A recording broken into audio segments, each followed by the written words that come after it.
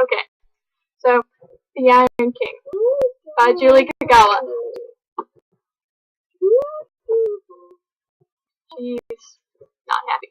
She's not allowed to talk right now because this is the fifth time we've recorded this. Megan Chase has a secret destiny, one she could never have imagined. Something has always felt slightly off in Megan's life. Ever since her father disappeared before her eyes when she was 6. She's never quite fit in at school or at home. When a dark stranger begins watching her from afar and her prankster best friend becomes strangely protective of her, Megan senses that everything she knows is about to change. But she could never have guessed the truth, that she's the daughter of a mythical fairy king and is a pawn in a deadly war. Now Megan will learn just how far she'll go to save someone she cares about, to stop a mysterious evil no fairy creature dare face, and to find love with a young prince who might rather see her dead than let her touch his icy heart. So it starts on Megan's 16th birthday. This little snippet on the side here, and it says, "My name is Megan Chase. In less than 24 hours, I'll be 16. Countless stories, songs, and poems have been written about this wonderful age, when a girl finds true love, and the stars shine for her, and the handsome prince carries her off in the sunset. I don't think it'll be like that for me." I know she keeps doing this, and I know it's gonna be hilarious. You're not allowed to talk. But it's Megan's 16th birthday, and she goes to school. She has a bad day. It's a very bad day. She's going home. Her brother is not normal. Come to find out that he has been replaced by a changeling, shapeshifter, elf thing. But, 2 interpretive deaths to the book review. But, she ends up finding out that her best friend is a fairy.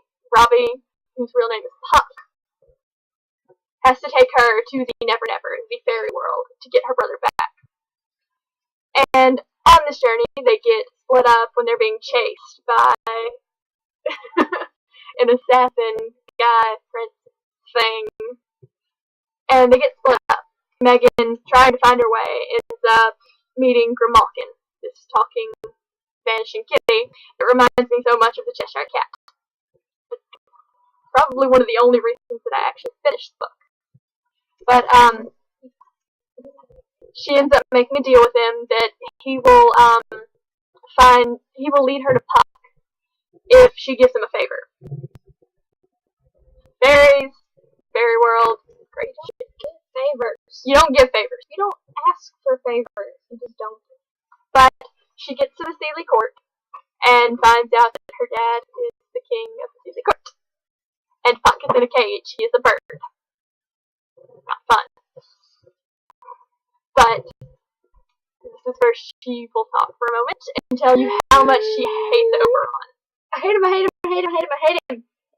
Bad. No. Bad. No.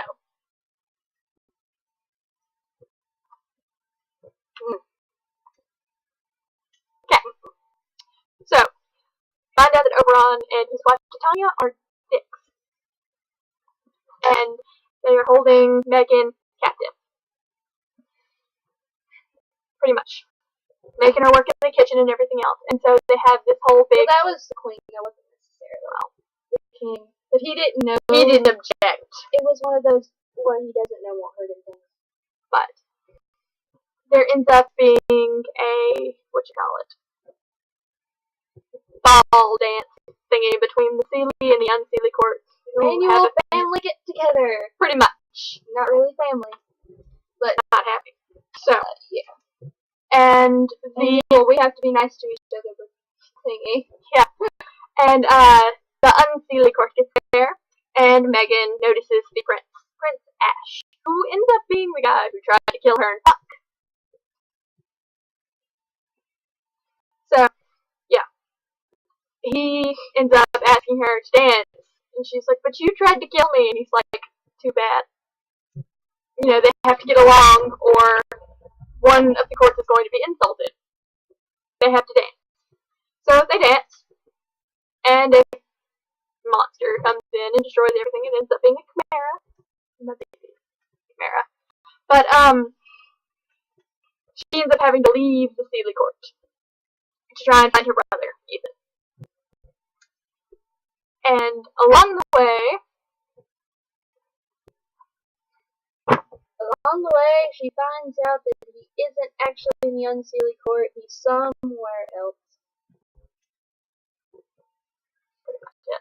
And we can't really say anything else without there being a crap ton of spoilers. But I'm trying not to spoil everything for you guys. I'm sitting here like, I can't say this, and I can't say that, and I can't say this because she didn't like it. I'll tell you this right now. I made it to like page 200, and then I was like, can't do it. Made it to like 150. No, because I read. Yeah. I went to a secondhand bookstore and they had it there, and I was like, I'm gonna try and read it here because like I was with one of my friends who always goes off, and me and him have completely different tastes in books, and so he's like, I'm gonna go over here, you're gonna stay over here. Yeah. But so anyway, she tried to read it, and it didn't work out for her. I couldn't do it. I tried so hard. Like I made it like to chapter, what are we in? I made it to like the second part.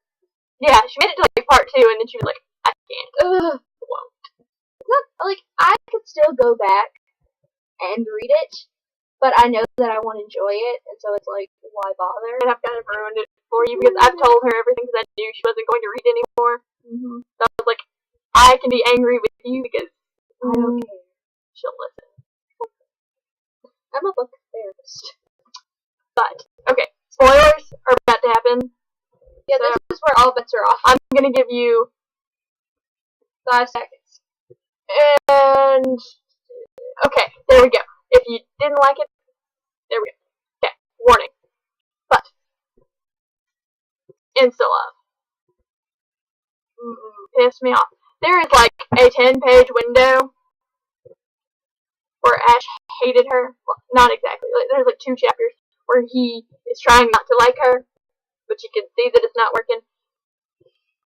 And I was totally done. I was like, come on, at least hold out to the end of the book. Come on. Like, last 2 pages you can kiss her. Nope. It's like the middle of the battle, and he kisses her. And I got so angry. Why are you doing this now? We have crap to do. Like, this is not the time for this. There's a dragon over here covered in ice, and he's like, I'm gonna kiss you now. Why? Why is that a good place for you to kiss her? It's unexpected, yes, but it's also really, really stupid because they almost end up getting killed.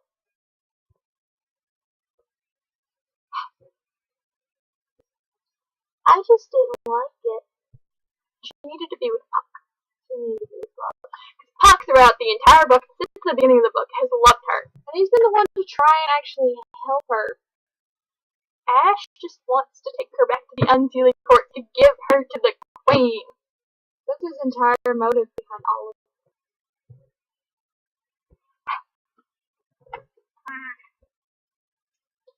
So I think we should stop now. Because if we go on any further, when we're going to go over our time that we have allotted. But, yeah, so let's just say that I gave it a 2.5. 3.5, 4, depending on the part of the book that we're talking about. Yeah. So yeah. Thanks for watching this. If you enjoyed it, great. If you didn't, well, you can get over it. We'll be doing more book reviews soon.